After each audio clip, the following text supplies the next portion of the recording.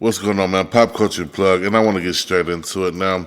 Unless you've been under a rock for the past few days, you know by now, as well as everyone else, that Jalen Brunson and the New York Knicks have won a title for the first time since the 1970s. With the winning of this title, it is my estimation that Brunson puts himself in a new pantheon of players that is highly unexpected. I mean, he was really, seriously a dog out there, didn't give a fuck, and brought New York to the promised land. Now, it's hard to compare different positions in basketball. Like, how do I compare a Brunson to, say, a Charles Barkley or a Karl Malone, someone like that? But if we just look at guards, I think it makes it a little easier.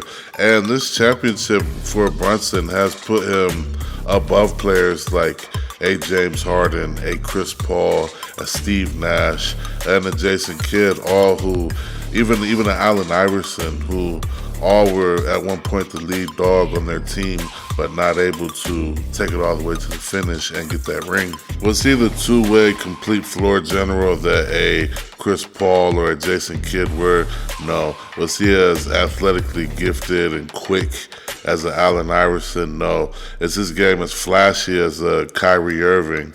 No. Was he the stat sheet stuffer of a James Harden? No. But the thing that he did that none of them did is lead his team and be the best player on the court when it mattered and get that ring. Here's a stat I heard the other day that gives this a little more context. Since Brunson's last year in Dallas, he is the league leader in fourth quarter playoff scoring. So we have a half a decade sample size of him being the most clutch player in the playoffs. That speaks volumes. That's Jordan-esque. That's Kobe-esque. And because basketball is such a star-driven league and a singular great talent can turn around the whole trajectory of your franchise, I'm sorry, but winning is very important.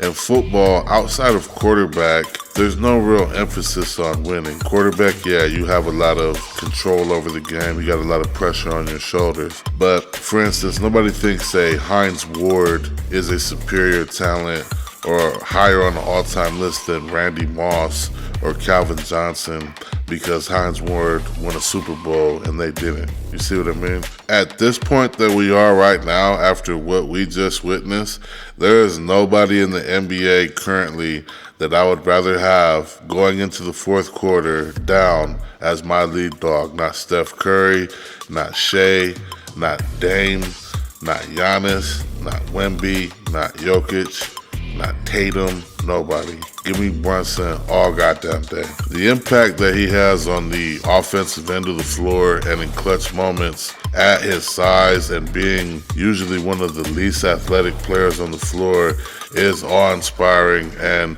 that's why, to me, I think he moves up quite a bit in all-time rankings, probably into the top 40, maybe even 35. Like I said, it's hard to look at other players from other positions and compare it. Other eras make it difficult, but he just accomplished something very special, scoring 45 points in the closeout game and just being a complete dog. That team was down double digits in every single game, one game being down 29 points and coming all the way back. He didn't do it by himself, but they couldn't have done it without him. So, yeah, Brunson really moving up. What do you think? Do you think people like Chris Paul or James Harden, Steve Nash, Kyrie, Allen Iverson are still higher? I don't. But if you do, let me know and let me know why. Make sure you like, comment, subscribe. Till next time. Peace.